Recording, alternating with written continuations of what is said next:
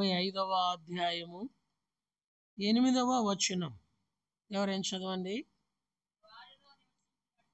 నేను వారిలో నివసించున్నట్లు వారు నాకు పరిశుద్ధ స్థలమును నిర్మింపవలెను. ప్రభు అయిన దేవుడు ఆకాశ మహాకాశములు పట్టజాలని దేవుడుగా ఉండగా, ఆ దేవుడు తన ప్రజలైన వారి మధ్య నివసించడానికి, ఈ భూమి మీద ఉన్న తన భక్తులైన వారితో నివసించడానికి దేవుడు ఇష్టపడుచు ఉన్నాడు.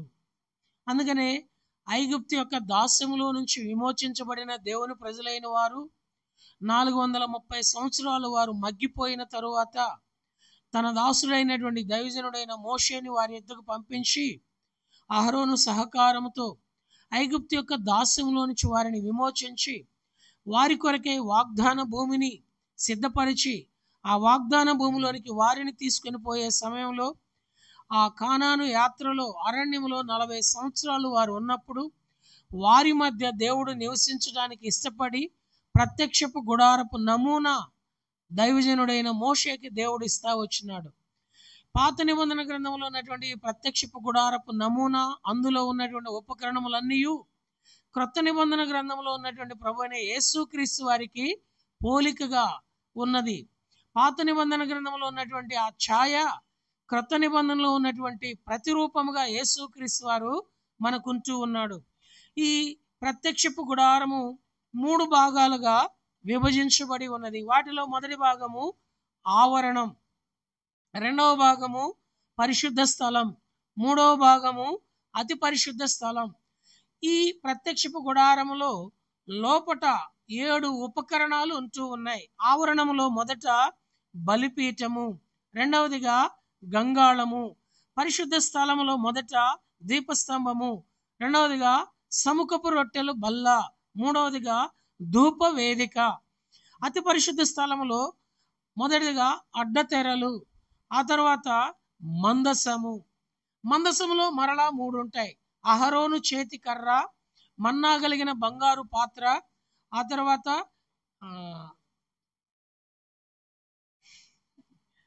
అహరోను చేతి కర్ర, మన్నా కలిగిన బంగారు పాత్ర, యెహోవా ధర్మశాస్త్రం. ఈ 3 మందసములో ఉంటాయి. ఇవన్నీ కూడా ఎవరిని గుర్తు చేస్తా ఉన్నాయంటే ప్రభు అయిన యేసుక్రీస్తు వారిని గుర్తు చేస్తా ఉన్నాయి. మనం మొదటిగా ప్రత్యక్షపు గుడారం అయ్యున్న యేసు అని చూస్తూ వచ్చాం. ఇది ప్రత్యక్షపు గుడారం యొక్క ఛాయ. ఇదంతా కూడా ఎవరయ్యా అంటే ప్రభు అయిన యేసుక్రీస్తు వారికి పోలిక. రెండవదిగా ప్రత్యక్షపు గుడారపు ద్వారం అయ్యున్న యేసు. ఈ ద్వారానికి ఉన్న 7 లక్షణాలు ప్రభు అయిన యేసుక్రీస్తు వారిలో చూస్తూ వచ్చాం.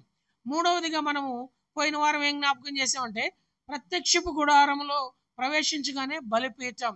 ఈ బలిపీఠమునకు ఇవ్వబడినటువంటి 7 పేర్లు, 5 రకాలైన బలిపీఠములు మనము పోయిన వారం జ్ఞాపకం చేసుకుంటూ వచ్చాం.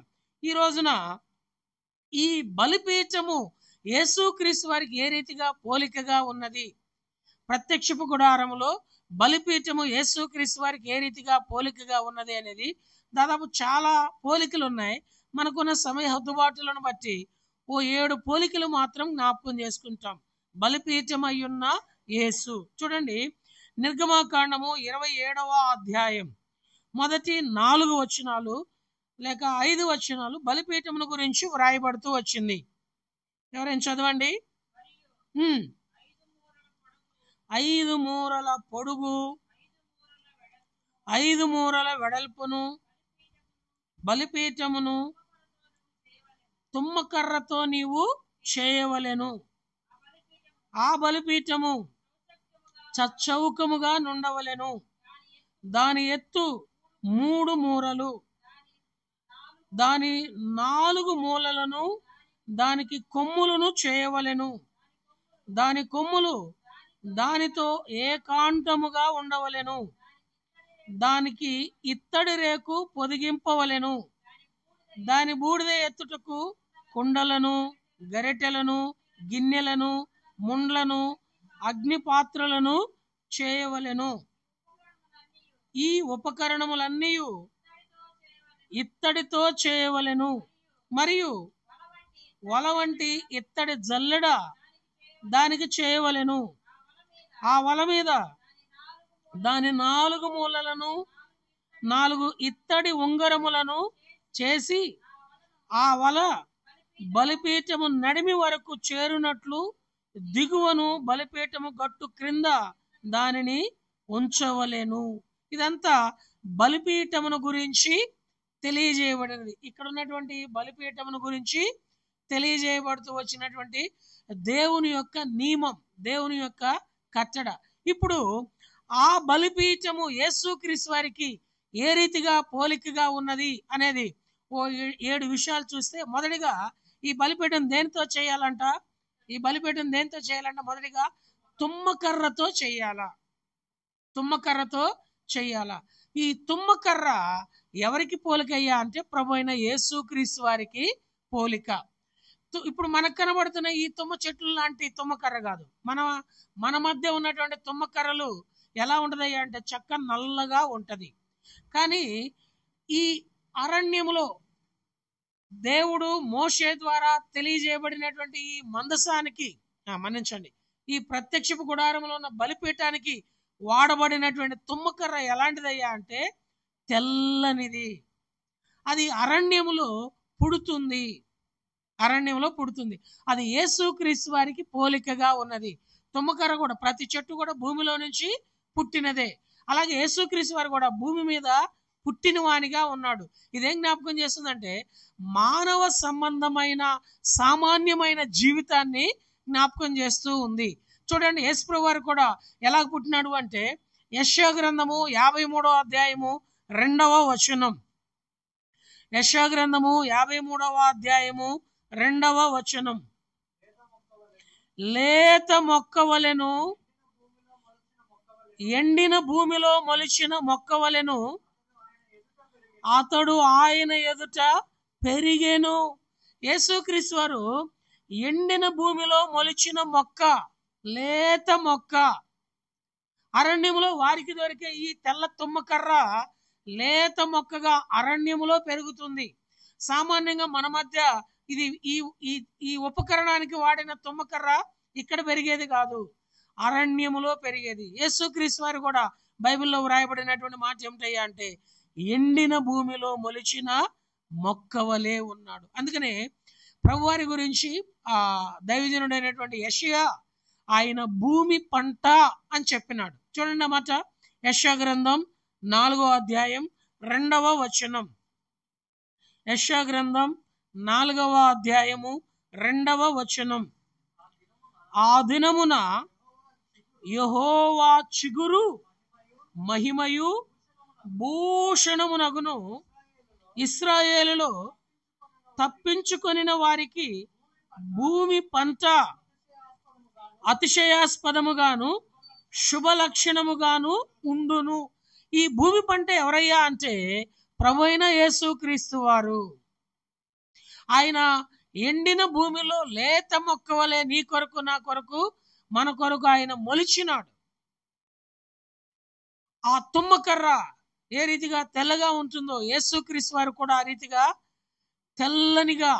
తెల్లని వానిగా ధవళవర్ణుడుగా, అటువంటి ఆయన మన కొరకు ఏం చేయబడినాడయ్యా అంటే రత్నవర్ణుడుగా మార్చబడినాడు. ఇంకా చూడండి 11వ అధ్యాయం యెషయా గ్రంథం మొదటి వచనం. యెషయా గ్రంథం 11వ అధ్యాయం మొదటి వచనం. యెషయి మొద్దు నుండి చిగురు పుట్టును, వాని వేరుల నుండి అంకురము ఎదిగి ఫలించును. యేసుప్రభువు వారి గురించి చెప్పబడిన మాట. యెషయి మొద్దు నుండి చిగురు పుట్టును, వాని వేరు నుండి అంకురము పుట్టి అది ఎదిగి ఫలించును. కాబట్టి ఈ బలిపీఠము దేనితో చేయబడాలయ్యా అంటే తుమ్మకర్రతో చేయబడాలా.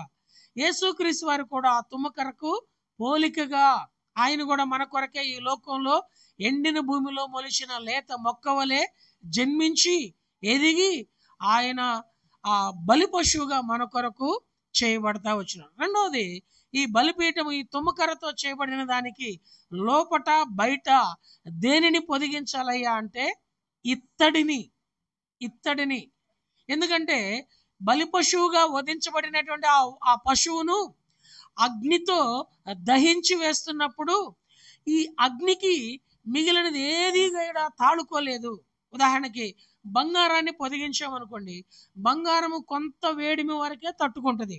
ఆ వేడి ఎక్కువైపోతే బంగారం ఏమైంది అంటే కరిగిపోయింది. లేదా వెండిని పొదిగించామనుకోండి, వెండి కూడా వేడి ఎక్కువైతే ఏమవుతుందంటే కరిగిపోయింది. కానీ ఇత్తడి అలా ఉండదు. నువ్వెంత వేడి చేసినా అది కరిగిపోకుండా ఆ బలి పశువు బూడిదయ్యేంత వరకు ఆ ఇత్తడి తట్టుకుంటుంది, తాళుకుంటుంది. ఈ ఇత్తడి పొదిగించడం దేనికి పోలికగా ఉన్నదంటే, ఇక్కడ మనకు క్లియర్గా కనబడదు కానీ మీకు మీకు పిక్చర్స్ ఇచ్చేటప్పుడు అందులో క్లియర్గా కనబడేటట్లు ఇస్తాం. అది దేనికి పోలికగా ఉన్నదంటే, ఇత్తడి అంత భయంకరమైన ఆ వేడిమిని తాళుకునే సహనాన్ని, ఓర్పును జ్ఞాపకం చేస్తుంది. యేసుక్రీస్తు వారిలో కూడా ఏమున్నదయ్యా అంటే ఓర్పు ఉంది, సహనం ఉంది. యేసుప్రభు వారు ఓర్చుకున్నంతగా, యేసుప్రభు వారు సహించినంతగా ఇంక ఈ లోకంలో ఎవ్వరు కూడా సహనశీలి లేనే లేరు. ఎంత దారుణంగా యేసుప్రభు వారిని ట్రోల్ చేస్తా ఉన్నారంటే, యేసుప్రభు వారి గురించి వారికి ఇష్టం వచ్చేట్టు మాట్లాడుతున్నారంటే, ఆయన 33.5 సంవత్సరం సేవ చేసిన దినాల్లోనూ ఆ మొదటి శతాబ్దం నుంచి ఈ 21వ శతాబ్దం వరకును యేసుప్రభు వారి మీద ఎన్నో రకాలుగా ఎంతో మంది ఇష్టం వచ్చినట్టు మాట్లాడుతూనే ఉన్నారు. కానీ దేవుడు వారందరిని ఏం చేస్తున్నాడయ్యా అంటే సహిస్తున్నాడు, ఓర్చుకున్నాడు. ఒక ఆయన అన్నాడు, లైబ్రరీలో బైబిల్ ఉంటే ఇంగ్లాండ్ దేశంలోనంట, అరే ఆ బైబిల్ తీసి కిందలో పెట్టమన్నాడంట. అందులో జాబ్ చేసే ఆయన, అవి బుక్స్ సర్ది ఆయన విశ్వాసి. అప్పుడు ఆయన వెళ్ళి ఆ బైబిల్ తీసి కింద పెట్టి, నిజమే సార్ ఈ బైబిల్ కిందే ఉండాలి అన్నాడంట. ఎందుకురా అనంటే, ఈ భూలోకంలో ఉన్న వారి భారం అంతా భరించేది ఆయనే సార్, అందుకని ఆయన ఆధారము, అందుకనే బైబిల్ కింద ఉండాలి అని అన్నాడంట. ఈయనకి మండి, అరే కింద వద్దు, మధ్యలో పెట్టి ఎవరికి కనబడకుండా పెట్టు అని అన్నాడంట. అప్పుడు ఆయన తీసుకుని వెళ్ళి ఆ బైబిల్ మధ్యలో పెట్టి, నిజమే సార్ ఈ బైబిల్ మధ్యలో ఉండడమే కరెక్ట్ అన్నాడంట. ఎందుకురా అనంటే, ఈ ఈ భూలోకంలో మధ్యవర్తిగా, ఈ భూలోకానికి మధ్యలో జన్మించినాడు. దేవునికి మానవునికి ఆయన ఏమై ఉన్నాడంటే మధ్యవర్తి అయి ఉన్నాడు. అందుకని అది మధ్యలో ఉండడం కరెక్టే సార్ అన్నాడంట. ఈయనకి ఇంకా తట్టుకోలేక కోపం వచ్చి తర్వాత రోజు వచ్చి, అరే తీసుకెళ్ళి పైన పెట్టరు, ఊరికి కనబడకుండా పైన పెట్టరు అన్నాడంట. అప్పుడు ఆయన పైన పెట్టి, నిజమే సార్ ఇది పైనే ఉండాల్సింది, ఎందుకు రానంటే అప్పుడు ఆయన అన్నాడంట, సార్ ఈయన అన్ని నామముల కంటే పైనామము కలిగిన సార్, ఈయన పైన ఉండాలి అన్నాడంట. ఈయనకి కోపం తట్టుకోలేక వీడు ఏం చెప్పినా దానికి యేసుప్రభు వారితో పోలుస్తున్నాడు అని చెప్పేసి అని ఏం చేశాడంటే, అరే దాన్ని తీసుకెళ్ళి మంటలో వేసేయరా అన్నాడంట, కాల్చేసేయరా అన్నాడంట. నిజమే సార్ ఇది కాల్చబడాల్సిందే అని అన్నాడంట. ఎందుకురా అంటే, ఆయన సర్వమానవుల యొక్క పాప పరిహారం కొరకే మన కొరకు ఆయన ఏమైనాడయ్యా అంటే కలువరి శిలువలో ప్రాణం పెట్టినాడు సార్. మన కొరకు వదకు తేబడినటువంటి గొర్రెపిల్లగా మౌనం వహించి దహన బలి పశువుగా మన కొరకు దహించబడ్డాడు సార్. మన అందరి ప్రాయశ్చిత్తం కొరకు ఆయన సమస్తము కోల్పోయి కాలి బూడిదైనాడు సార్, ఆయనే సార్ బలిపీఠము అని అన్నాడు. అప్పుడు అన్నాడంటే, ఏంట్రా ఏం చెప్పినా అన్నీ ఆయనతో పోలుస్తున్నావంటే, అవును సార్ ప్రపంచములన్నీ కూడా, హెబ్రీలకు రాసిన పత్రిక 1:2 వచనాల ప్రకారము ప్రపంచంలో ఉన్న సమస్తము కూడా ఆయన వలననే, అందుకే నేను ఆదివారం అది చూసింది, ఆయన మూలమున, ఆయన ద్వారా, ఆయన వలననే సమస్తము ఏమైందంటే నిర్మించబడినాయి. ఏంట్రా మీరు కాల్చివేసినా కానీ మీకు కోపం రావట్లేదు, ఆయన అలాగూ మన కొరకు వదకు తేబడినాడు, అసలు ఆయన గురించి ఒకసారి నాకు చెప్పురా అని చెప్పేసి అంటే ఆ ఉద్యోగి విశ్వాసి చెప్తే అతడు మారు మనసు పొందాడు. క్రైస్తవుడు క్రీస్తునందు ప్రతి పరిస్థితిని క్రీస్తుకు అన్వయించుకోగలిగినట్లయితే అదేం నేర్పిస్తుందయ్యా అంటే సహనం, ఓర్పు నేర్పిస్తుంది. మన జీవితంలో కూడా ఏముండాలయ్యా అంటే, ఈ బలిపీఠం అనుభవం రావాలి అంటే మానవ సంబంధమైన జీవితంలో క్రీస్తు కొరకు జన్మించినటువంటి మనము వెంటనే మనలో సహనం ఉండాలి. ఎన్ని విధాలుగా మనల్ని దూషిస్తున్నారంటే, ఎన్ని విధాలుగా మనల్ని నిందిస్తున్నారు అంటే, ఎన్ని విధాలుగా మనల్ని అవమానిస్తున్నారు అంటే, ఎన్ని విధాలుగా ఇదేనా సంఘం మీద దాడి చేస్తున్నారు అంటే, ఎన్ని విధాలుగా ఇదేనా సేవకుల్ని, సేవకురాలను, విశ్వాసులను, పరిశుద్ధులను తోలనాడుతూ ఉన్నారు అంటే, అయినా ప్రపంచంలో ఏ నిజమైన క్రైస్తవుడైనా ఏం కలిగి ఉంటున్నాడయ్యా అంటే సహనం. ఎందుకో తెలుసా? యాకోబు రాసిన పత్రిక 1వ అధ్యాయం, యాకోబు రాసిన పత్రిక 1వ అధ్యాయం 12వ వచనం. శోధన సహించువాడు ధన్యుడు, శోధనకు నిలిచిన వాడై ప్రభు తన్ను ప్రేమించు వారికి వాగ్దానము చేసిన జీవ కిరీటము. ప్రభు అయిన దేవుడు తన కుమారుడైన యేసుక్రీస్తు వారిని ఆ కలువరి శిలువకు అప్పగించినప్పుడు ఆ శోధనంతా, ఆ శ్రమంతా ఆయన సహించాడు. ఇప్పుడు ఆ శిలువ కార్యము ఆయన మనకు వరకే చేయబడినటువంటి పస్కా బలి పశువుగా వధించబడిన తర్వాత ఎవరైతే యేసుక్రీస్తు వారి కొరకు సహించే వారిగా ఉంటారో, దేవుని ఆవరణములో వారి జీవితంలో యేసుక్రీస్తు వారి ద్వారా ప్రాయశ్చిత్తం పొందిన వారై ప్రభు తన్ను ప్రేమించిన వాగ్దానం మేరకు వారికి జీవ కిరీటము అనుగ్రహించేవాడిగా ఉంటాడు. ఎందుకనగా ఎవరు సహిస్తారయ్యా అంటే, దేవుడు నన్ను ప్రేమిస్తున్నాడు అనే గ్రహింపు కలిగిన వారిలో ఏముంటుంది? సహనం ఉంటుంది. అందుకనే మన భారతదేశానికి పితామహుడుగా పిలువబడినటువంటి గాంధీ తాత ఏమని చెప్పినాడు అంటే, ఒక చెంప మీద కొడితే రెండో చెంప చూపించమని చెప్పినాడు.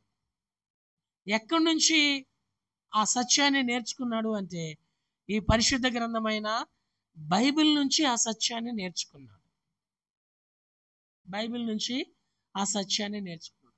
అంత సహనము ఎక్కడి నుంచి వస్తుంది అంటే, కేవలం యేసుక్రీస్తు వారిలో నుండే వస్తుంది. ఈరోజు మన జీవితంలో ఆ సహనము మనము అనుభవించే వారిగా ఉండాలి అంటే, నీ కొరకు ఆయన వాగ్దానము చేసిన వాడని, ఆయన నిర్ణయకాల సమయంలో నీకు జీవ కిరీటం ఇచ్చేవాడని మనము మనసున ఎరిగిన వారమైతే ఏం చేస్తామయ్యా అంటే, క్రీస్తు కొరకు సహించగలుగుతాం. నశించిపోయే ఆత్మల కొరకు ఆ సహనముతో ప్రయాసపడగలుగుతాం. ఇంకా చూడండి, మనం ఏ విషయంలో సహనం కలిగి ఉండాలని వ్రాయబడిందయ్యా అంటే, బైబిల్లో మనం గమనిస్తే ఎఫెసీయులకు రాసిన పత్రిక 4వ అధ్యాయము 1-2 వచనాలు. ఎఫెసీయులకు రాసిన పత్రిక 4వ అధ్యాయము 1-2 వచనాలు. కాబట్టి సమాధానమను బంధము చేత ఆత్మ కలిగించు ఐక్యతను కాపాడుకొనుటయు, శ్రద్ధ కలిగిన వారై ప్రేమతో ఒకరినొకరు ఏం చేయాలండి? ఒకరినొకరు ఏం చేయాలండి? ఈరోజు మనము ఆ ప్రభువు నన్ను ప్రేమిస్తున్నాడన్న ఆ వాగ్దానము లేక ఆ ప్రేమను మనం ఎరిగిన వారమైతే వ్యక్తిగతంగా మనం సహనం కలిగి ఉంటాము. అదే సహనాన్ని ఒకరితో ఒకరము, ఒకరిని ఒకరము ఏం చేస్తామయ్యా అంటే సహించుకుంటాం. వ్యక్తిగతంగా మనలో క్రీస్తుని బట్టి సహనం లేకపోతే మరొకరిని మనం ఏం చేయలేము? సహించలేము. దేవుడు మనకిచ్చిన కుటుంబం అనే ఇంటిలో కానీ, దేవుడు మనల్ని చేర్చిన సంఘం అనే ఇంటిలో కానీ ఈ సహనము రావటానికి, అందుకనే ప్రత్యక్షపు గుడారంలో ప్రవేశించగానే మొదట మనకి ప్రత్యక్షమయ్యేది ఏమిటయ్యా అంటే బలిపీఠం. ఈ బలిపీఠం రెండవదిగా ఏం నేర్పిస్తుంది అంటే, ఈ ఇత్తడితో పొదిగించబడింది మన జీవితంలో యేసుక్రీస్తు వారిలో ఉన్న సహనం. శ్రమలనే కొలిమిలో తాలుకొని యేసుక్రీస్తు వారి కొరకు నీవు నేను మనం ఏం కలిగి ఉండాలా? సహనం కలిగి ఉండాలి. మరో మాట చూడండి, మనము 2వ కొరింథీయులకు రాసిన పత్రిక 11వ అధ్యాయము 19వ వచనం. కొరింథీయులకు రాసిన 2వ పత్రిక 11వ అధ్యాయం 19వ వచనంలో అవివేకులను కూడా మనం ఏం చేయాలి అంటే సహించే వారిగా ఉండాలి.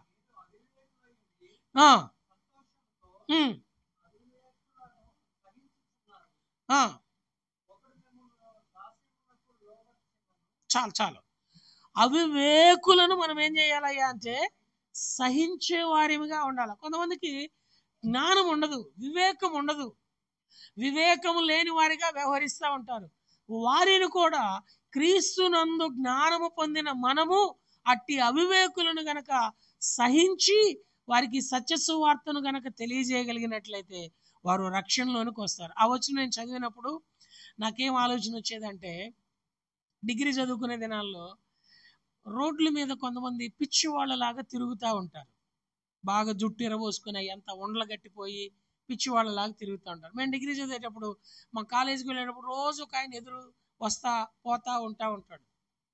చాలా రోతగా కంపు కొట్టే పరిస్థితిలో ఉంటాడు. అప్పుడు నాకు అనిపించేది, రక్షించబడిన ఆరంభపు దినాలు అనిపించేది, ఈ ఆత్మ చనిపోతే ఎక్కడికి పోతుంది? ఈ ఆత్మ కూడా దేవుని దృష్టికి విలువైందే కదా, మరి ఈ ఆత్మ సంగతి ఏంటి అని ప్రార్థన చేస్తూ ఉండేవాడిని. ఒకరోజు దేవుని కృపను బట్టి సువార్త మందిరం తరపున చేస్తూ సంఘంగా చేస్తూ ఉంటే ఆ మనుషుడు ఎదురయ్యాడు. ఆ మనుషుని దగ్గరికి వెళ్ళి పలకరించి మంచినీళ్ళు ఇచ్చి భోంచేస్తావా అని అడిగితే చేస్తానన్నాడు. అంటే మంచినీళ్ళు తాగుతావా అన్నప్పుడు స్పందించాడు, భోజనం చేస్తావా అన్నప్పుడు స్పందించాడు. ఈ రెండింటిని బట్టి అతనిలో ఏముంది? గ్రహించే స్పందన ఉంది.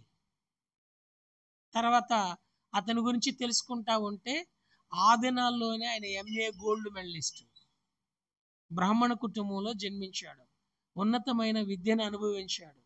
కానీ MA గోల్డ్ మెడలిస్ట్ సమయంలో ఒక అమ్మాయి తనను ప్రేమిస్తుందని చెప్పినప్పుడు ఆ అమ్మాయి ప్రేమలో పడ్డాడు.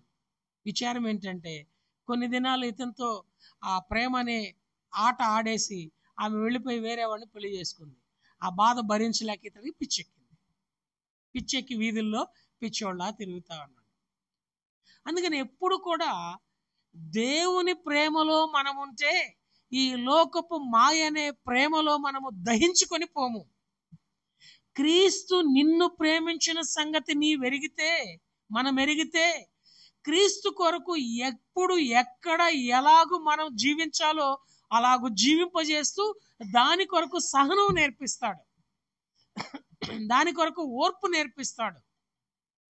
అతని కొరకు కొన్ని మాటలు చెప్పి ప్రార్థన చేస్తా వస్తే ఆశ్చర్యం, సంఘంలో కూడా చెప్పి ప్రార్థన చేస్తా వచ్చాం.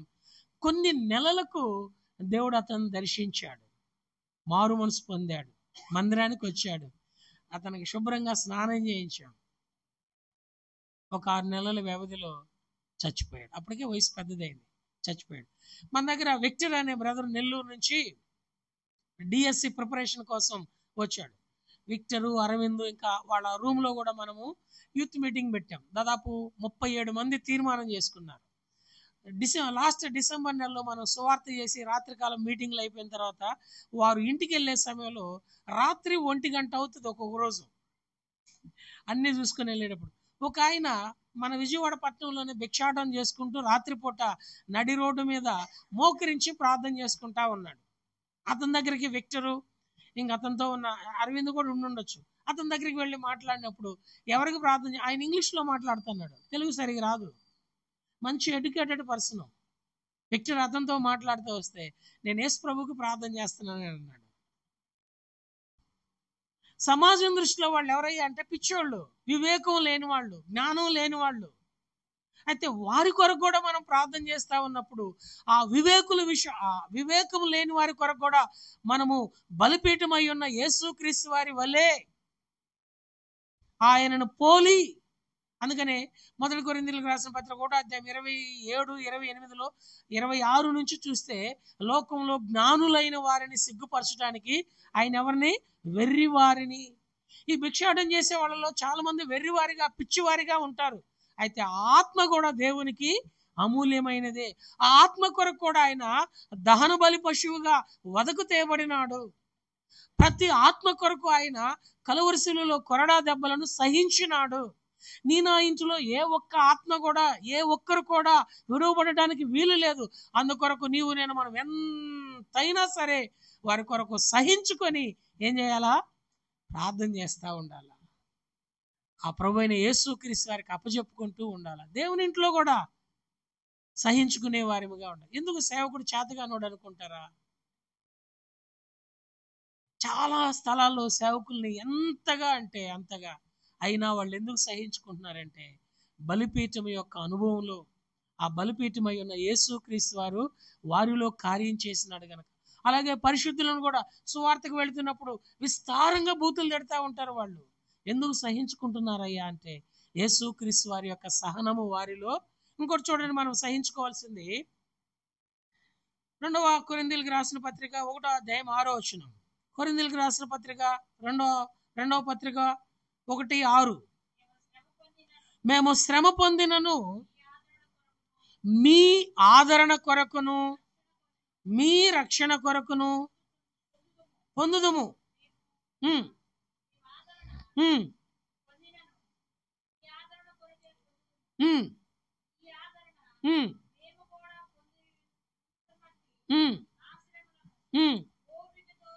ఆ శ్రమలను ఓపికతో. కాబట్టి క్రైస్తవ జీవితం అంటేనే శ్రమ అండి. చాలా మంది బోధకులు ఎక్కువగా ఏమని బోధిస్తూ ఉంటారంటే యేసు ప్రభువుని నమ్ముకుంటే ఆశీర్వాదం ఆశీర్వాదం అంటారు. ఆశీర్వాదము లేదని అంటలేదు, కానీ అయితే నిజమైన క్రైస్తవ జీవితంలో ఏముంటుందయ్యా అంటే శ్రమ. ఇప్పుడు బలిపీఠం దగ్గర అగ్ని మండుతూ ఉన్నప్పుడు ఆ ఇత్తడితో పొదిగించబడినటువంటి ఆ బలిపీఠానికి శ్రమ ఉంటుందా, నెమ్మదిత ప్రశాంతంగా ఉంటుందా? కట్టెలు పెట్టి మంటలు పెడతా ఉంటే శ్రమ వస్తుందా, లేకపోతే నెమ్మదిగా ఉంటుందా అండి? ఏసీలో ఉన్నట్టు ఉంటుందా? శ్రమ ఉంటుందా, ఉండదా? అలాగే ప్రతి క్రైస్తవ జీవితంలో కూడా ఏముంటుంది? వాని వాని పరిధిని బట్టి, వాని వాని స్థితిగతిని బట్టి. మనకు మాట ఉంటుంది కదండి, ఎంత చెట్టుకి అంతే గాలి కదండి. అలాగే ఎంతటి వానికి అంత. సేవకునికి ఉండే శ్రమ సేవకునికి ఉంటుంది, విశ్వాసకు ఉండే శ్రమ విశ్వాసకు ఉంటుంది, పిల్లలకు ఉండే శ్రమ పిల్లలకు ఉంటుంది, పెద్దవాళ్ళకు ఉండే శ్రమ పెద్దవాళ్ళకు ఉంటుంది. ఎంతటి వారికి అంతటి ఉంటుంది. ఈ బలిపీఠము కూడా ఇత్తడితో పొదిగించబడిన ఇత్తడికి ఏమున్నదయ్యా అంటే శ్రమ. ఈ శ్రమలో కూడా మనం ఏం కలిగి ఉండాలంటే సహనం. ఎందుకయ్యా అంటే నీ రక్షణ కోసం. ఎందుకయ్యా అంటే నీ నెమ్మది కోసం. ఎందుకయ్యా అంటే నీ ఆదరణ కోసం. యేసుక్రీస్తు వారు కలువరి శిలువ శ్రమ భరించడం ద్వారా మనకి రక్షణ. యేసుక్రీస్తు వారు కలువరి శిలువ శ్రమ సహించడం ద్వారా మనకి ఆదరణ.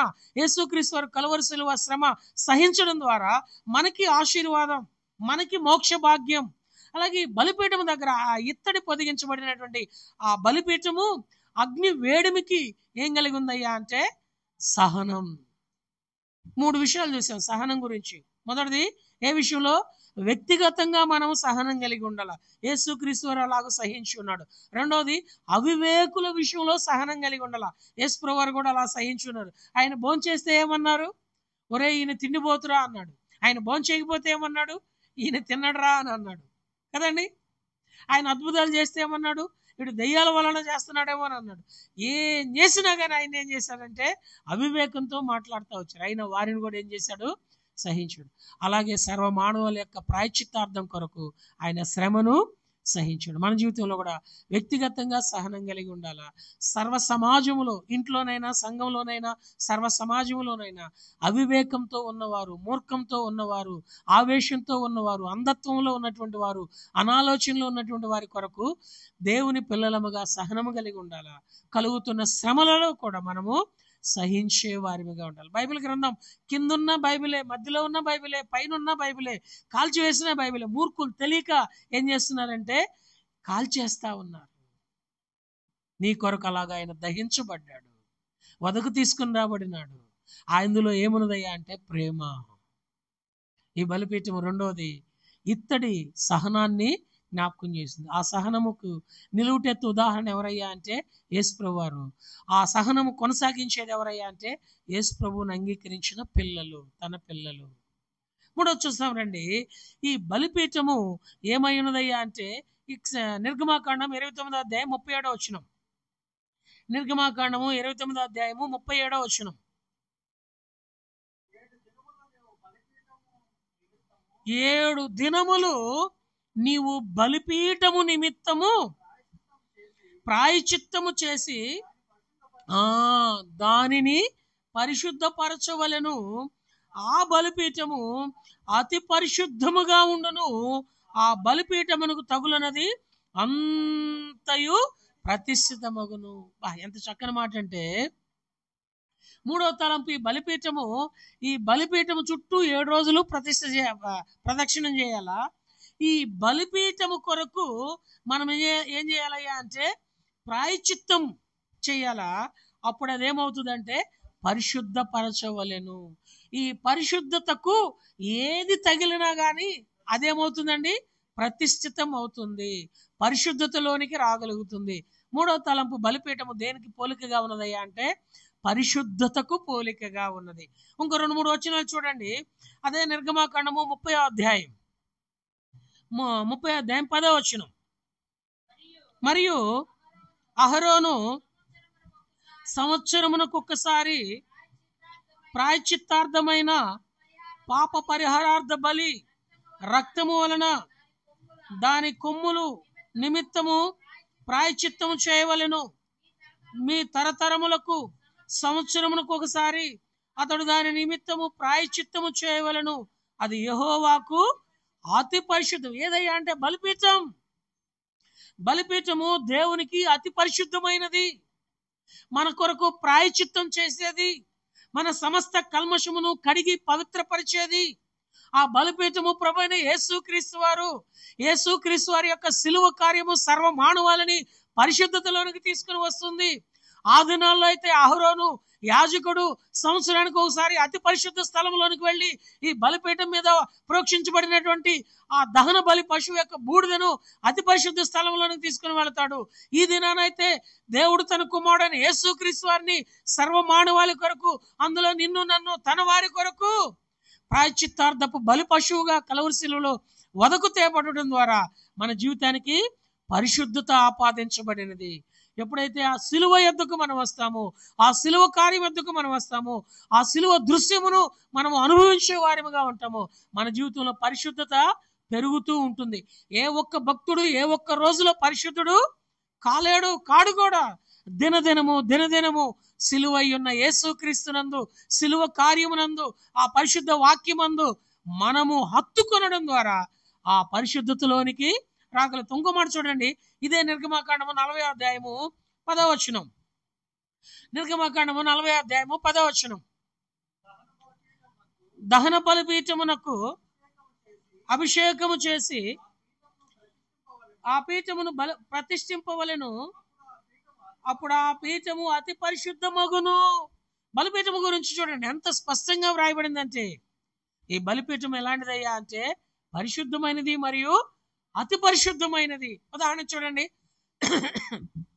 యెషయా ప్రవక్త సింహాసనాసీనుడు అయినప్పుడు దేవదూత వచ్చి దేవుని యొక్క పరిశుద్ధతను గురించి తెలియజేస్తూ ఉన్నప్పుడు అప్పుడు యెషయా ప్రవక్త ఏమంటున్నాడు అంటే, అయ్యో నేను అపవిత్రుడను, అపవిత్రమైన పెదవులు కలిగినటువంటి వాడను అని చెప్పేసి యెషయా ప్రవక్త అంటున్నప్పుడు అప్పుడు ఒక దేవదూత బలిపీఠము దగ్గర నుంచి కాలుచున్న కట్టెను తీసుకొచ్చి యెషయా పెదవులకు తగిలిస్తే ఇప్పుడు యెషయా ఏమయ్యాడయ్యా అంటే పరిశుద్ధుడయ్యాడు. చూడండి అన్నమాట. యెషయా గ్రంథం 6వ అధ్యాయం 6వ వచనం. యెషయా గ్రంథం 6వ అధ్యాయం 6వ వచనం. బలిపీఠము మీద నుండి కారుతో తీసిన నిప్పును చేత పట్టుకొని నా యొద్దకు ఎగిరి వచ్చి నా నోటికి దానిని తగిలించి, ఇది నీ పెదవులకు తగిలను గనక ప్రాయశ్చిత్తమాయను. బలిపీఠము మీద నుంచి కారు నిప్పు ఎప్పుడైతే మనకు తగులుతుందో, బలిపీఠమైన యేసుక్రీస్తు వారి యొక్క సిలువ కార్యం ఎప్పుడైతే మనలో జరుగుతుందో, బలిపీఠములో ఉన్నటువంటి ఆ సిలువ కార్యమును ఎప్పుడైతే మనం అన్వయించుకొని అనుసరించే వారిగా ఉంటామో, ఆ కారు నిప్పు అయినటువంటి ప్రభువైన యేసుక్రీస్తు వారు మనకేమై ఉన్నాడయ్యా అంటే ప్రాయశ్చిత్తమై ఉన్నాడు, పరిశుద్ధతను కలుగు చేసేవాడిగా ఉన్నాడు, అతి పరిశుద్ధతలోనికి తీసుకుని వచ్చేవాడిగా ఉన్నాడు. ఆ బలిపీఠం ఎవరయ్యా అంటే ప్రభు అయిన యేసుక్రీస్తు. 3 విషయాలు చూసాం. మొట్టమొదటిది తుమ్మకర్ర. ఆ తుమ్మకర్ర ఆ అరణ్యములో మొలిచినటువంటి తెల్లని కర్ర. అది ఎవరయ్యా అంటే ప్రభు అయిన యేసుక్రీస్తు. రెండవది బలిపీఠం ఏమిటయ్యా అంటే ఆ ఇత్తడితో పొదిగించబడినది, సహనానికి ఓర్పుకు గుర్తు. యేసుక్రీస్తు వారు కూడా సర్వ మానవాళి కొరకు కలువరి సిలువ శ్రమ సహించినాడు. ఎంతగా అయ్యా అంటే సిలువ మరణం పొందేంతగా విధేయత చూపుతూ వచ్చినాడు. మూడవది ఈ బలిపీఠం దేనికి పోలికయ్యా అంటే ప్రాయశ్చిత్తార్థము కలుగుచేయు అతి పరిశుద్ధతను పరిశుద్ధతను తీసుకుని వచ్చేది. కాబట్టి బలిపీఠం మూడవది పరిశుద్ధమైనదిగా జ్ఞాపకం చేసబడుతుంది. నాలుగోది చూడండి, ఈ బలిపీఠం ఎప్పుడైనా సరే ఎక్కడ ఉంటుందయ్యా అంటే ఎత్తైన స్థలంలో ఉంటుంది. బలిపీఠం ఎప్పుడు కూడా ఎత్తైన స్థలంలో ఉంటుంది. బలిపీఠము అనే మాటకు అర్థం ఏమిటయ్యా అంటే పైకెత్తబడినది లేక వధస్థలము అని అర్థం. బలిపీఠం ఎప్పుడు కూడా ఎత్తైన స్థలంలో ఉంటుంది. బైబిల్లో మొట్టమొదటి బలిపీఠం ఎవరు కట్టారు? పోయిన వారం జ్ఞాపకం చేసుకున్నాం, మీ అందరికి కూడా తెలుసు. ఒకసారి గుర్తు చేయండి. నోవాహు కట్టాడు. ఎప్పుడు కట్టాడు నోవాహు? ఓడలో నుండి బయటకు వచ్చినప్పుడు. ఓడ ఎక్కడ ఆగిందండి? అరారతు కొండ మీద. అప్పుడు కొండ కింద ఉంటుందా పైన ఉంటుందా? 8:20-21 ఆదికాండం 8:20-21 వచనంలో అరారతు కొండ మీద నోవహు ఓడలో నుంచి బయటికి వచ్చి పవిత్ర పశువులన్నింటిని కొన్నింటిని తీసుకొని యెహోవాకు బలిపీఠం కట్టి అక్కడ దహన బలి అర్పించగా ఆయన దానిని ఆగ్రాణించినాడు. ఎక్కడుందండి బలిపీఠము? కిందుందా పైనుందా? పైనుంది.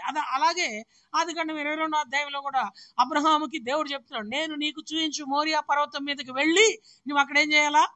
బలిపీఠము కట్టాలా. ఎక్కడుంది బలిపీఠము? తన పనివారితో చెప్తాడు, నేను ఈ చిన్నవాడును వెళ్ళి కట్టెలున్నాయి నిప్పులు తీసుకొని వెళ్ళి బలి అర్పించి దిగి వస్తాము అన్నాడు. అంటే బలిపీఠం ఎక్కడుంది? పైనుంది. బలిపీఠం పైనుంది. అలాగే మోషే కూడా సీనాయి పర్వతం మీద దేవునితో ఆ దహించు అగ్ని అయినటువంటి బలి ప్రభువైన యేసుక్రీస్తు వారిని కలిగి ధర్మశాస్త్రం తీసుకొని ఏం చేస్తున్నాడు? దిగి వస్తా ఉన్నాడు. అది ఎలా ఉందంటే పైనుండి. అహరోను కూడా యాజక ధర్మం జరిగిస్తూ ఈ దహన బలి పశువుకి బలిపీఠం దగ్గర బలర్పించే యాజకుడు మొదట అహరోను. అతడు కూడా ఎక్కడ ఉన్నాడయ్యా అంటే పైనే ఉన్నాడు. చూడండి అన్నమాట. లేవియాకాండము 9వ అధ్యాయం 22వ వచనం. లేవియాకాండము 9వ అధ్యాయము 22వ వచనం. యెహోవా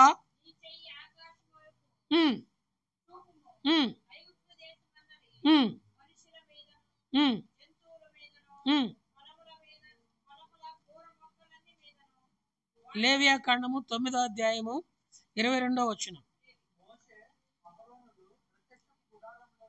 మోషే అహరోనులు ప్రత్యక్షపు గుడారములోనికి పోయి వెలుపలికి వచ్చి ప్రజలను దీవింపగా యెహోవా మహిమ ప్రజలందరికీ కనబడెను. అమ్మా 22 చదువునానా.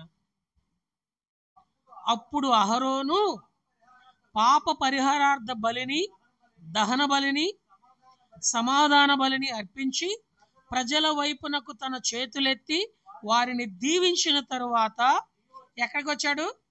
దిగి వచ్చాడు. దిగి వచ్చాడంటే ఇప్పుడు ప్రత్యక్ష గుడారపు బలిపీఠం ఎక్కడుంది? పైనుంది. బలిపీఠం ఎప్పుడు కూడా పైన ఉంటుంది. అందుకని మందిరంలో కూడా ఈ బలిపీఠాన్ని మనం ఏమంటామంటే పులిపీఠం అంటాం. పులిపీఠం అన్నమాట బైబిల్లో ఒకే ఒక్కసారి ఉంది. తెలియక చాలా మంది కూడా ఏమంటారంటే బలిపీఠం దగ్గరికి అంటా ఉంటారు. మందిరంలో బలిపీఠం కూడా అంటే వాళ్ళ పరిధిలో అర్థం కావడానికి చెప్తున్నా. అది ఎలా ఉండాలంటే ఎత్తుగా ఉండాలి. పులిపీఠం కూడా ఎలా ఉండాలంటే ఎత్తుగా ఉండాలి. అక్కడ నుండి యాజక ధర్మం జరిగిస్తున్న దేవుని సేవకులు, దేవుని ప్రజలైన వారిని వర్తమానం అందించిన తర్వాత వారిని ఏం చేయాలయ్యా అంటే దీవించాలి, ఆశీర్వదించాలి. అలాగే యేసుప్రభువు వారు కూడా పైకెత్తబడినాడు. భూమికి ఆకాశానికి మధ్య ఆయన కలువరి శిలువ మీద. ఆ దినాల్లో మోషే ఆ తాపకరమైన పాములు కరిసినప్పుడు దేవుడి ద్వారా తెలియజేయబడిన మాటను బట్టి ఇత్తడి సర్పాన్ని ఎత్తి చూయించాడు, పైకెత్తి చూయించాడు. ఎవరు దానిని నిదానించి చూశారు వారందరూ ఏమయ్యారు? బ్రతికారు. నిదానించి చూడని వాళ్ళందరూ ఏమయ్యారు? చచ్చిపోయారు. ఇప్పుడు ఆ ఇత్తడి సర్పం ఎవరికి పోలికగా ఉన్నదంటే ప్రభువైన యేసుక్రీస్తు వారికి పోలిక ఉంది. చూడండి అన్నమాట. యోహాను సువార్త 3వ అధ్యాయం 14వ వచనం. యోహాను సువార్త 3వ అధ్యాయము 14వ వచనం.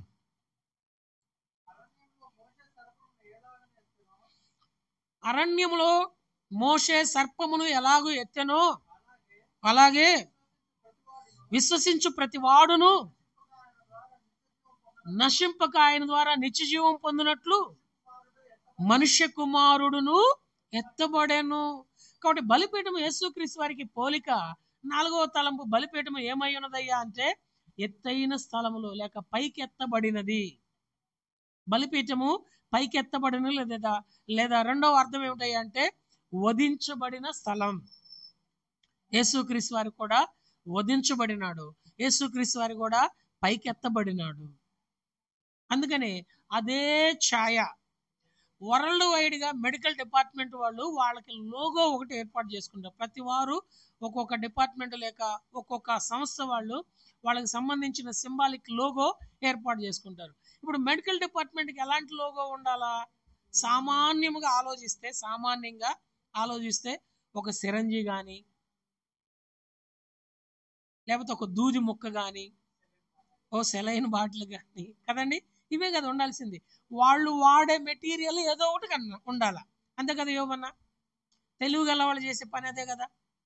మరి ప్రపంచవ్యాప్తంగా మెడికల్ డిపార్ట్మెంట్ వారికి ఉన్న లోగో ఏమిటయ్యా అంటే, ఓ నిలువు కర్ర ఉంటుంది, దానికి అటువైపు ఇటువైపు 2 పాములు మెల్లేసుకుని ఉంటాయి. అది వీళ్ళ మెడికల్ డిపార్ట్మెంట్కి లోగో. ప్రతి కార్పొరేట్ హాస్పిటల్ వాళ్ళు ఇప్పుడు పేషెంట్కి ఏం చేస్తున్నారంటే ఫైల్ ఒకటి ఇస్తున్నారు. ఆ ఫైల్ ప్రక్కనే ఖచ్చితంగా ఈ లోగో వాళ్ళు ప్రింట్ చేసి ఉంటారు. ఇది ఏం జ్ఞాపకం చేస్తుంది అంటే, ప్రపంచవ్యాప్తంగా ఎవరు నమ్మినా నమ్మకపోయినా బైబిల్ని ఆధారం చేసుకొని సైంటిస్టులు అందరూ ఏకాభిప్రాయానికి వచ్చి ఏం చెప్పారంటే, ఆ దినాన మోషే ఇత్తడి సర్పం ఎత్తినప్పుడు ఎవరైతే నిదానించి చూశారో వాళ్ళు బ్రతుకుతారు, ఎవరు చూడలేదో వారు చచ్చారు. ఈ దినాన్ని కూడా మేము మా యొక్క వైద్య వృత్తిని బట్టి మేము వైద్యం అందిస్తూ ఉన్నాము. అయితే దేవుని దయ, అందుకని బాగా సివియర్ కండిషన్లో ఉన్న పేషెంట్ని ఏమంటారంట, సర్జరీ చేసేటప్పుడు కానీ లేకపోతే కండిషన్ సీరియస్గా ఉన్నప్పుడు కానీ, మా వంతు మేము ప్రయత్నం చేస్తామండి, ఆ తర్వాత భగవంతుడి దయ. క్రిస్టియన్స్ అయితేనేమో దేవుడి దయ అంటారు, వైద్యులు ఎక్కువగా ఏమంటారంటే భగవంతుని దయ. కారణం ఏంటి? వాళ్ళ ప్రిన్సిపల్, వాళ్ళ లోగో అది. ఎవరైతే యేసుక్రీస్తు అని నిదానించి, రాత్రి డానియేలు అన్న ఒకరికి యేసుప్రభువు వారి గురించి సువార్త చెప్తూ వాళ్ళ గ్రామంలో జరిగిన ఓ చక్కని సాక్ష్యం పంచుకుంటా వచ్చాడు. ఒక అమ్మాయికి మరణకరమైన రోగం, రోజుకి 25,000 రూపాయల ఇంజెక్షన్ చేయాలంట. రోజుకి 25,000 రూపాయలు ఎవరు చేపిస్తారు చెప్పండి? ఒకటే కూతురు, 3 నెలలు చేయించారు. అంటే 90 రోజులు, రోజుకి ఒక ఇంజెక్షనే 25,000. ఇంకా ఖర్చు ఎంత ఉండదో ఆలోచించండి. 3 నెలలు చేయించాక అప్పుడు డాక్టర్ గారు వచ్చి అన్నారంట, అమ్మా మా ప్రయత్నం మేము చేశాం, కష్టంగా ఉందా పరిస్థితి, 3 గంటల వ్యవధిలో మేమేం చేయలేం అని చెప్పేసి అన్నప్పుడు, అప్పటి వరకు వాళ్ళు ఈ లోకంలో మొక్కని స్థలం లేదు, తల్ల కిందులుగా బొర్లుబడి దండాలు పెట్టని స్థలమే లేదు.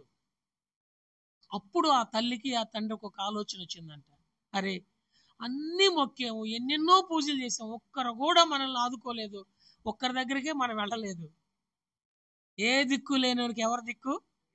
అప్పుడు దేవుడి దగ్గరికి వచ్చారు. అప్పుడు ఓ మందిరం దగ్గరికి వెళ్ళి అక్కడ ప్రార్థన చేసుకొని, ప్రభువా నువ్వు నిజమైన దేవుడు అంట, ఇప్పటి వరకు మేము ఎక్కడెక్కడో మొక్కాం, నా బిడ్డ 3 గంటల్లో చచ్చిపోతుందని అంటున్నారు, నీవు ఇష్టమైతే నా బిడ్డను బాగు చేయి అని మొక్కుకున్నారు. అక్కడ పాస్టర్ గారి చేత ప్రార్థన చేయించుకున్నారు. వాళ్ళు అనుకున్నారు, నువ్వు నిజమైన దేవుడు అయితే మేము తిరిగి హాస్పిటల్ దగ్గరికి వెళ్ళేటప్పటికి మా బిడ్డ మరణించకుండా మేము చూడాలా. వీళ్ళు హాస్పిటల్కి వచ్చేసరికి పడక మీద మరణ కొయ్యగా పడిపోయినటువంటి ఆ బిడ్డ లేచి కూర్చొని సంతోషంతో ముఖ తేజస్తో ఉన్నది. ఎవరైతే నిదానించి చూస్తారో వారు చావకేమవుతారు? బ్రతుకుతారు. అందుకని బూదిగంతముల నివాసులారా యేసు వైపు చూచి రక్షణ పొందుడి. అయితే విచారం ఏంటంటే, శత్రువు అంతగా ఎవరిని వదిలిపెట్టడానికి ఇష్టపడదు.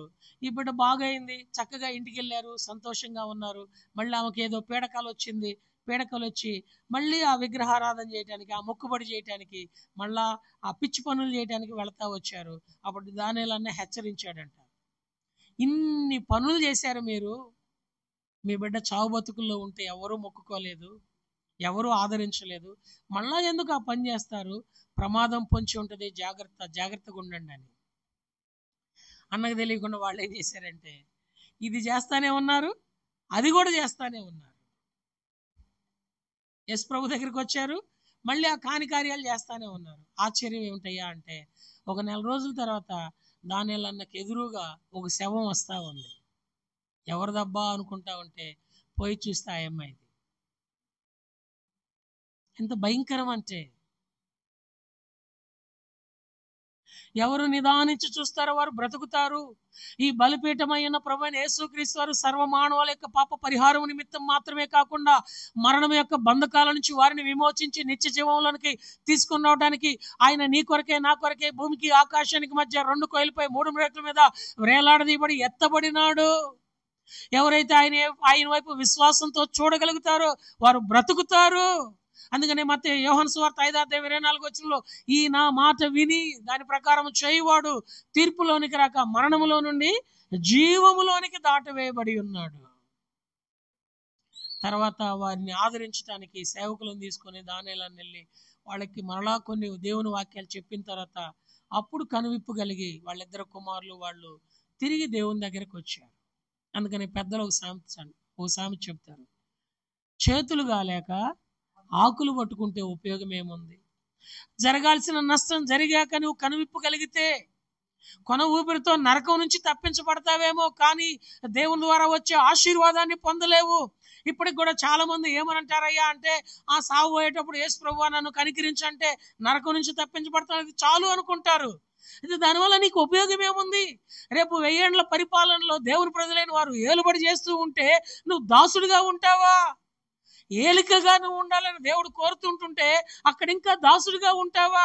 నేను మిమ్మల్ని దాసులుగా ఉంచడానికి ఇష్టపడలేదు, కానీ వారసులుగా చేయటానికి, కుమారులుగా చేయటానికి, కుమార్తెలుగా చేసుకోవటానికి దేవుడు దహన బలి పశువుగా మన కొరకు వదకు తేయబడ్డాడు.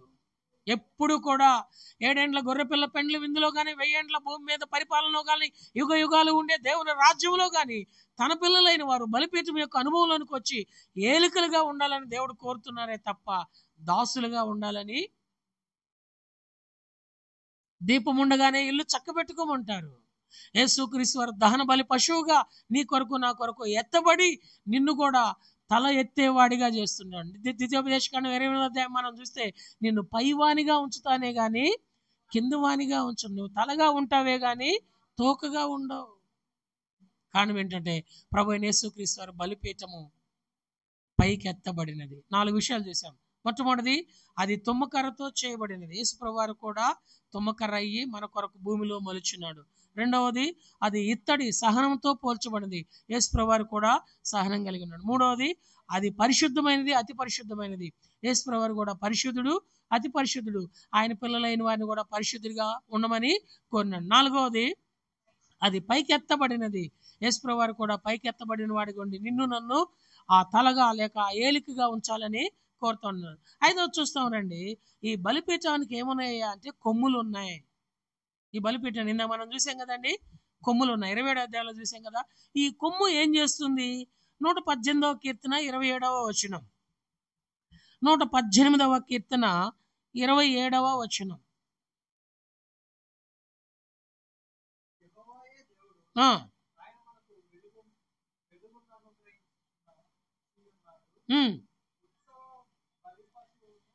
ఉత్సవ బలి పశువుగా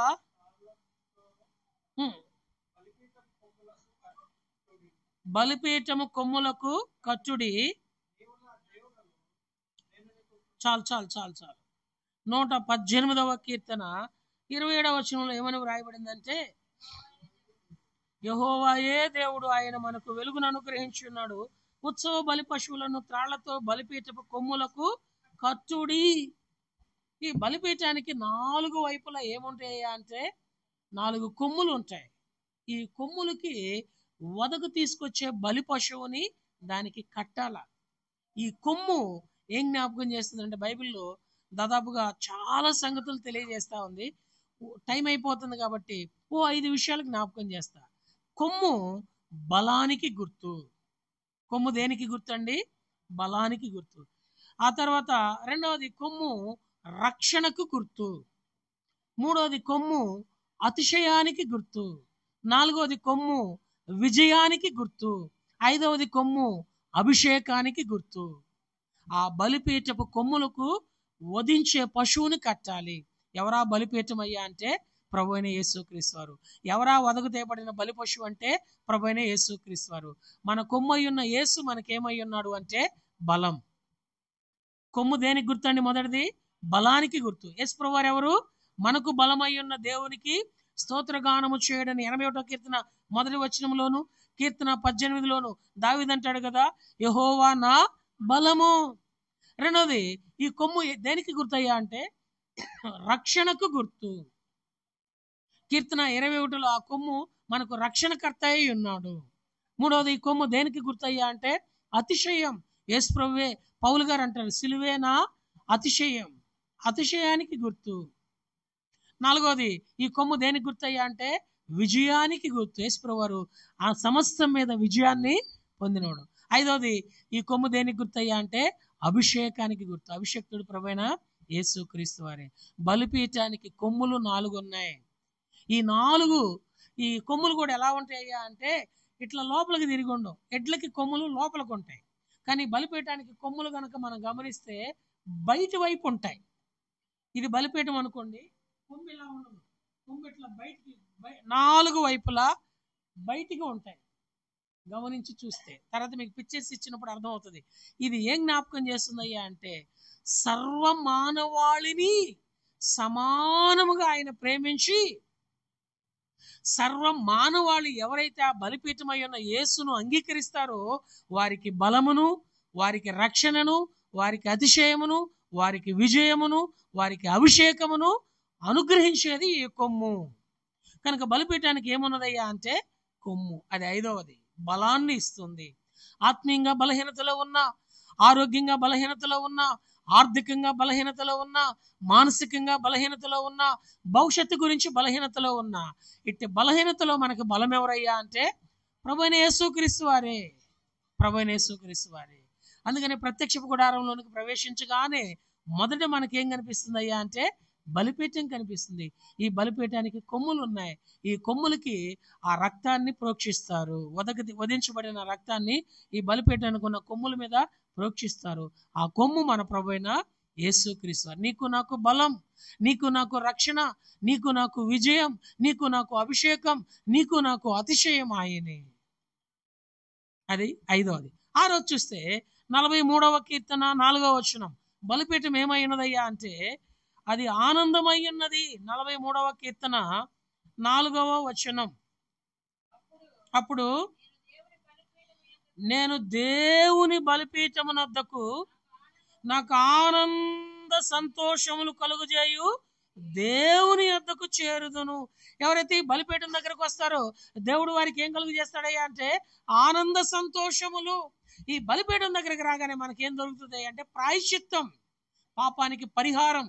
మన పాపానికి పరిహారం అయితే మనకేం మిగులుతుంది? ఆనందం. చూడండి, మనకి అప్పులు భారం ఉందనుకోండి, ఏదైనా ఒక అప్పు, భయంకరమైన అప్పు ఉంది, అది అసలు ఎన్నిసార్లు తీర్చుదామని చూస్తున్నా తీరట్లేదు. దేవుని దయ వల్ల అది తీరింది అనుకోండి, అప్పుడు మనకి ఎలా ఉంటుంది? ప్రాణం, సంతోషం, సమాధానం, ఆనందం, నెమ్మది కదండి. మనకే భారం ఉందయ్యా అంటే పాపం. మనకే భారం ఉందండి? పాపం. ఈ పాప భారంతో ఉన్న ప్రతి మానవుడు యేసుక్రీస్తు వారి బలిపీఠం దగ్గరికి ఎప్పుడైతే రాగలుగుతాడో ఆ బలిపీఠం దగ్గర వారికి ఏం దొరుకుతుంది? ప్రాయశ్చిత్తం. ఈ ప్రాయశ్చిత్తం దొరకడం ద్వారా వారి జీవితంలో ఆనందం. అందుకని దావీదు అంటాడు కదా 51వ కీర్తనలో, నీ రక్షణానందము నాకు మరలా దయచేయము. చిన్న మాట అడగమంటారా? ఒక చిన్న మాట ఏంటంటే, అసలు ఈరోజు ఎంతమంది ఆనందంగా ఉన్నారు? ఈరోజు ఎంతమంది సంతోషంగా ఉన్నారు?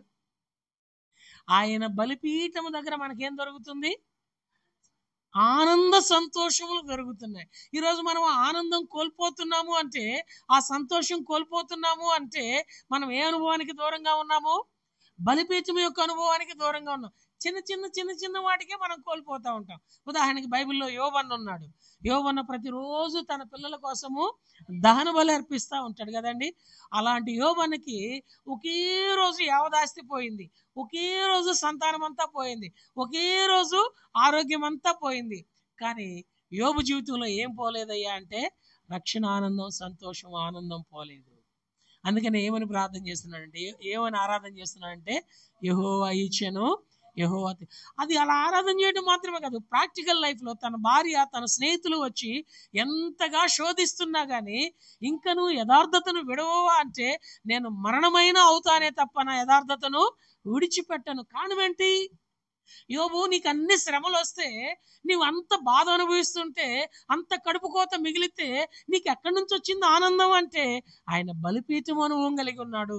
తన ప్రభువే తనకు బలిపీఠం అయి ఉన్నాడు. ఏమున్నా ఏమి పోయినా. అలాగే హబక్కుకు చూస్తే 3:18-19 వచనాలు చూస్తే, సాలలో పశువులు లేకపోయినను, పంట చేతికి రాకపోయినను, ద్రాక్ష ఫలింపకపోయినను, జేబులో పెన్ను లేకపోయినను, ఉద్యోగానికి రాకపోయినను, జీతం సరిపోకపోయినను ఏముందంట? యెహోవా యందు ఆనందం. ఆనందం కారణం ఏంటయ్యా అంటే వారు బలిపీఠం యొక్క అనుభవం. దైవజనుడు భగత్ సింగ్ గారు కూడా నిర్ణయకాల సమయంలో ముంబై వీధులు ఇంగ్లాండ్ దేశం నుంచి వచ్చిన తర్వాత కోట్ల ఆస్తి తృణీకరించినాడు. కారణం ఏంటయ్యా అంటే కన్న తల్లిదండ్రులు కాలు మొక్కినా కానీ ప్రభువుని విడిచిపెట్టను అన్నాడు. కట్టుకున్న భార్య బిడ్డ నిన్ను భర్త అని పిలవాలన్నా, డాడీ అని పిలవాలన్నా ఆ దేవుడిని నువ్వు విడిచిపెడితేనే అంటే అక్కడ పొందని ఆనందం బలిపీఠమై ఉన్న యేసునందు పొందాడు గనక ప్రపంచానికి ఏమని సాక్ష్యం ఇచ్చాడంటే, చెప్పనాశక్యమైన మహిమాయుక్తమైన గొప్ప సంతోషం నాకు ఎట్లా వచ్చింది. ఇప్పుడు ఎన్ని విషయాలు చూసాం? 6 విషయాలు చూసాం. బలిపీఠం మొట్టమొదటిది ఏమైంది? తుమ్మకర్రతో చేయబడింది. అది భూమిలో నుంచి మొలిచింది. యేసుప్రభువారు కూడా అంతే. రెండోది అది ఇత్తడితో పొదిగించబడింది, సహనానికి పోలిక. అది యేసుప్రభువారు కూడా అంతే. మూడోది ఏమైనదండి? అది పరిశుద్ధమైనది, అతి పరిశుద్ధమైనది. యేసుప్రభువారు కూడా బలిపీఠం అయినవాడు ప్రాయశ్చిత్తమెత్తి పరిశుద్ధము అతి పరిశుద్ధమైనది చేసిన. నాలుగోది బలిపీఠము పైకెత్తబడింది. యేసుప్రభువారు కూడా అంతే. ఐదోది బలిపీఠం ఏమైనదండి? రక్షణానందం లేక ఆనంద సంతోషములు కలుగుచేది. ఐదే కదండి. ఐదోది కొమ్ము. ఆరోది రక్షణానందం. ఏడవది చూసుకుని ముగించుకుంటాము. మొదటి రాజుల గ్రంథము 1:50 వచనం. మొదటి రాజుల గ్రంథము 1:50 వచనం. అక్కడ సన్నివేశం ఏమిటయ్యా అంటే, అదోనియా దావీదు వృద్ధాప్యంలో ఉన్న తర్వాత కొంతమందిని కూడగట్టుకొని పోయి నేనే రాజునని ప్రకటన చేసుకొని రాజ్య పరిపాలన చేయడానికి పూనుకుంటాడు. అప్పుడు సొలొమోను యొక్క తల్లి మరియు నాతానేనా సొలొమోను తల్లి దావీదు దగ్గరికి వెళ్ళి, నీవు మాటిచ్చావు కదా అని అంటే, చూడండి మొదటి రాజుల గ్రంథం బెత్షెబా మరియు ఇంకో దైవజనుడు ఎవరయ్యా అంటే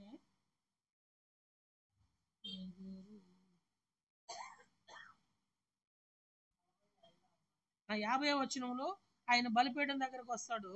బెత్షెబాని దావీదు దగ్గరికి తీసుకొని పోతాడు. కాదన్నా, వృద్ధుడైనందున ఎక్కడ ఉంటుందంటే,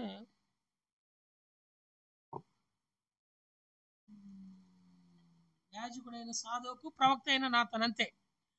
యాజకుడైన సాదోకు ప్రవక్త అయిన నాతాను.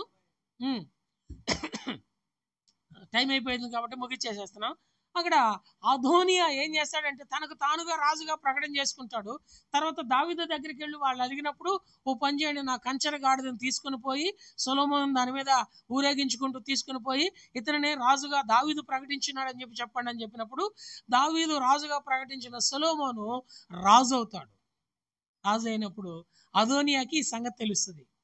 అదోనియాకి ఈ సంగతి తెలిసి తను చేసిన దౌష్ట్యపు కార్యానికి సొలొమోను అతన్ని చంపుతాడేమో అని ఏం చేసినాడయ్యా అంటే, ఇప్పుడు చదవండి 50వ వచనం. అదోనియా రాజైన సొలొమోనుకు భయపడి బలిపీఠపు కొమ్ములను పట్టుకొని రాజైన సొలొమోను తన సేవకుడైన నన్ను కత్తి చేత చంపకుండా ఈ దినమున నాకు ప్రమాణము చేయవలెనని మనవి చేయుచున్నట్లు, అంటే ఇక్కడ పోయి బలిపీఠపు ఈ కొమ్ములు ఉన్నాయి చూసావా, ఈ కొమ్ముల దగ్గరకు వచ్చి పట్టేసుకున్నాడు అదోనియా. ఎప్పుడైతే ఆ బలిపీఠమును ఆశ్రయించి ఆ కొమ్ములు పట్టుకుంటారో వారికి ఏం లభిస్తుంది అంటే క్షమాపణ. బలిపీఠం దగ్గర క్షమాపణ దొరికే స్థలం. ఎంత ఘోరమైన వ్యక్తి అయినా సరే యేసుక్రీస్తు వారు బలిపీఠం అయి ఉండగా యేసుప్రభువు వారి దగ్గరకు వచ్చి ఆయన ఆశ్రయిస్తే వారికి ఏం లభిస్తుంది అంటే క్షమాపణ. సుమారుగా 30-35 సంవత్సరాల క్రితం చిలకలూరుపేటలో స్కూల్లో బిలో 5th క్లాస్ చదివే పిల్లలు స్కూల్ బస్సు వెళ్తా ఉంది. దాదాపుగా అందులో 30 మంది పిల్లలు ఉన్నారు. ఈ 30 మంది పిల్లలు స్కూల్ బస్సులో వెళుతూ ఉంటుండగా 25 మంది దుండగులు, నరమాంసకులు అని చెప్పొచ్చు, వాళ్ళని నరరూప రాక్షసులు అని చెప్పొచ్చు. వాళ్ళు ఏం చేశారంటే ఆ వ్యాన్ మీద పెట్రోల్ పోసి తగలబెట్టి సజీవ దహనం చేశారు. మన చిలకలూరుపేటలోనే జరిగింది. వాళ్ళందరికీ యావజ్జీవ కారాగార శిక్ష వేశారు. ఓ 7 సంవత్సరాలు జరిగిన తర్వాత వాళ్ళు రాష్ట్రపతికి క్షమాభిక్ష పెట్టమని అప్పీల్ చేసుకుంటా వచ్చారు. 3 సంవత్సరాలు వాళ్ళు అలా అప్పీల్ చేసుకున్నారు, కానీ వారికి క్షమాభిక్ష దొరకలేదు. జైలు పరిచర్య చేసే కొంతమంది దేవుని సేవకులు ఉంటారు. ప్రతి ఊరిలో కూడా జైలుకి వెళ్ళి జైల్లో ఉన్న వారికి సువార్త ప్రకటిస్తారు. ప్రభు కృపను బట్టి రాజమండ్రి సెంట్రల్ జైలుకి వెళ్ళి మేము కూడా సువార్త ప్రకటించడానికి దేవుడు సహాయపడతా వచ్చాడు. అట్లా ఈ పిల్లలను చంపేసిన వాళ్ళ దగ్గర కూడా, అక్కడ జైల్లో ఉన్న వాళ్ళ దగ్గరికి వెళ్ళి సువార్త చెప్పినప్పుడు వాళ్ళలో 12 మంది యేసు ప్రభువుని నమ్మి మారు మనసు పొందారు. మరుసటి సంవత్సరము రాష్ట్రపతికి ఈ 25 మందిలో ఉన్న ఈ 12 మంది కూడా అప్పీల్ చేసుకున్నారు. ఆ సంవత్సరం 12 మందిని విడుదల చేశారు. వీళ్ళు మారు మనసు పొందారన్న సంగతి రాష్ట్రపతికి తెలియదు. ఎప్పుడైతే బలిపీఠమైన యేసును ఆశ్రయించారో ఆ బలిపీఠం దగ్గర మనకేం దొరుకుతుందయ్యా అంటే క్షమాపణ. కాబట్టి బలిపీఠం ఎవరయ్యా అంటే యేసు. యేసుక్రీస్తు వారు క్షమించలేనంత పాపాత్ముడు భూమి మీద ఎవరు లేరు. యేసుక్రీస్తు వారు క్షమించలేనంత పాపము భూమి మీద ఏదీ లేదు. యేసుక్రీస్తు వారి ద్వారా క్షమాపణ దొరకనంత భయంకరమైన నేరము ఘోరము భూమి మీద అంటూ ఏమీ లేదు. ఎంత ఘోరమైన పాపికైనా, ఎంత ఘోరమైన పాపాత్ముడికైనా, ఎంత ఘోరమైన పాపమైనా యేసుక్రీస్తు వారి సిలువ దగ్గరకు వస్తే వారికి ఏం దొరుకుతుందయ్యా అంటే క్షమాపణ. కాబట్టి బలిపీఠం ఎవరయ్యా అంటే ప్రభువైన యేసుక్రీస్తు. ఆయన దగ్గర మనకి క్షమాపణ దొరుకుతుంది. ఈ క్షమాపణ విషయంలో దైవజనుడు భక్త్ సింగ్ గారు ఒక మాట అన్నాడు. ఏమన్నాడంటే, నేను ఎప్పుడు జ్ఞాపకం చేసుకున్నా, ప్రతిరోజు దైవజనుడు అంట దినానికి 1,00,000 మార్లైనా క్షమాపణ అడగటానికి ఇష్టపడతాడంట. దినానికి 1,00,000 మార్లైనా క్షమాపణ అడగటానికి ఇష్టపడతాడంట. ఒక తెలివి తక్కువవాడు అన్నాడంట, అంటే ఆయన రోజుకి 1,00,000 సార్లు పాపం చేస్తాడా? 1,00,000 మార్లు క్షమాపణ అడుగుతున్నాడు. క్షమాపణ అడుగుతున్నారు అంటే పాపం చేస్తున్నాడు కాదు, పాపానికి ప్రాయశ్చిత్తం పొందుతున్నాడు అని అర్థం. క్షమించమని అడుగుతున్నాము అంటే ఇక నేను పాపము చెయ్యను అని ఈ మనసు చూడాలి తప్ప ఆడెంత పాపాత్ముడు అని చూడకూడదు.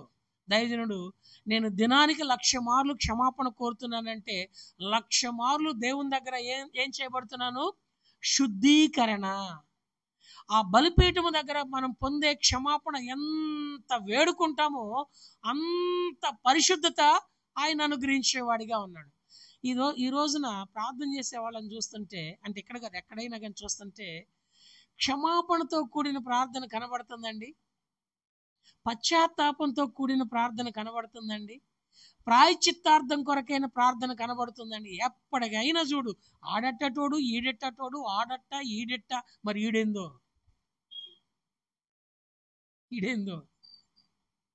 కదండి. బలిపీఠం ఏమైనదయ్యా అంటే క్షమించే స్థలం. ఈ 7 పోలికలు ప్రభువైన యేసుక్రీస్తు వారికి సాదృశ్యంగా ఉన్నాయి. ఒకసారి గుర్తు చేస్తారా? మొట్టమొదటిది ఏంటండి? సామాన్యమైన తుమ్మకర్ర. యేసు ప్రభువు కూడా మన కొరకు ఎండిన ఎడారిలో మన కొరకై మొలిచిన వాడిగా ఉన్నాడు. రెండవది ఏంటండి? ఇత్తడి. సహనానికి గుర్తు. యేసు ప్రభువు కూడా సహనమై ఉన్నాడు. మూడవది ఏంటండి? పరిశుద్ధమైనది, అతి పరిశుద్ధమైనది, ప్రాయశ్చిత్తం కలుగు చేసేది. యేసు ప్రభువు కూడా మనకి ప్రాయశ్చిత్తం కలుగు చేసిన వాడిగా, అతి పరిశుద్ధతనిచ్చేవాడిగా ఉన్నాడు. నాలుగోది ఏంటండి? అది పైకెత్తబడినది. ఎవరు నిదానించి చూస్తారో వారు బ్రతుకుతారు. ఆ పైకెత్తబడిన ఆయన చేతుల్లో నుంచి మనకి ఆశీర్వాదము, దీవెన ఉంది. ఐదవది ఏంటండి?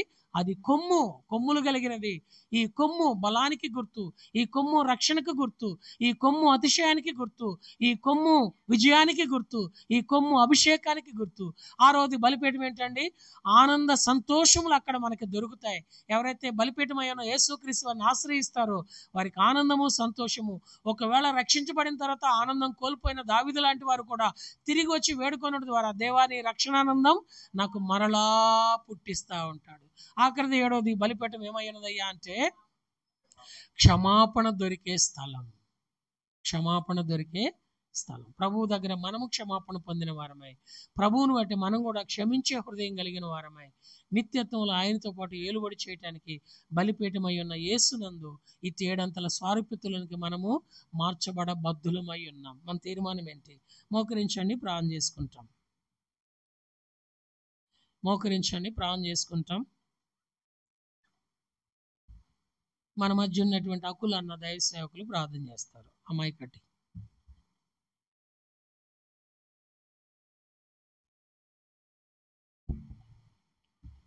ప్రేమగల తండ్రి, పరిశుద్ధుడానికి వందనాలు. కృపగల దేవ, దయగల దేవానికి వందనాలు, సూత్రాలు చెల్లించుకుంటున్నాను. ప్రభు యొక్క రాత్రికాల సమయంలో ప్రభాని యొక్క సన్నిధి పెరాకలు చేరి ప్రార్థించడానికి మీరు ఇచ్చిన గొప్ప ధన్యతను బట్టి మీకు వందనాలు. అయా, నీ దాసుని ద్వారా మీరు మాట్లాడుతూ వచ్చినారు. 7 అనుభవంలో ప్రభా మీరు మాట్లాడుతూ వచ్చిన ప్రతి లేఖనాలను బట్టి మీకు వందనాలు. ఈ యొక్క బలిపీఠము అయా ప్రభా మరి గురించి అది పైన ఉంటుందని అయా మీరు మాట్లాడుతూ వచ్చినారు. అవును ప్రభా, దాని వైపు ప్రభా ఎవరైతే చూస్తారో వారు మాత్రమే రక్షించబడతారు, బతుకుతారని మీరు మాట్లాడుతూ వచ్చినారు. మొట్టమొదటిగా ప్రభా అది తుమ్మకర్ర ప్రభా, మరి అది అలాగే ప్రభు ఇత్తడి, అది సహనానికి ప్రభా గుర్తుగా ఉందని మీరు తెలియచెప్తూ వచ్చినారు. అవును ప్రభా, మేము కూడా అట్టి సహనం కలిగి ప్రభా మరి ఉండగలనట్టు మీ కృప అనుగ్రహించండి. అయ్యా, నీ వైపు ఎవరైతే చూస్తారో వారు మాత్రమే బ్రతుకుతారని ఈ లేఖనాల ద్వారా మీరు మాట్లాడుతూ వచ్చినారు. అవును ప్రభా, మేము కూడా ఎన్నోసార్లు ప్రభా మరి నీ నుండి ప్రభా మరి తప్పిపోయినట్టు వారమే అయినప్పుడు ప్రభా మరి నీ వైపు చూసినప్పుడు అయ్యా ప్రభా మేము కూడా రక్షించబడి బ్రతుకుతూ వచ్చినట్లుగా మేము చూస్తూ వచ్చినాం. అవును ప్రభా, మా జీవితాల్లో మీరు చేసిన ప్రతి ఉపకారాలను బట్టి వందనాలు, సూత్రాలు చెల్లించుకుంటూ అయా ప్రభు ఈ సంఘాన్ని కూడా జ్ఞాపకం చేసుకుంటారండి. సంఘ సరిహద్దులు విశాలపరచండి. అయా ప్రభా, ముఖ్యంగా ప్రభాని యొక్క సన్నిధి కొరకై ప్రార్థిస్తున్నాం. ఈ సన్నిధి ప్రభావ విశాలపరుస్తున్నామని ప్రార్థన చేస్తున్నాం. అలాగే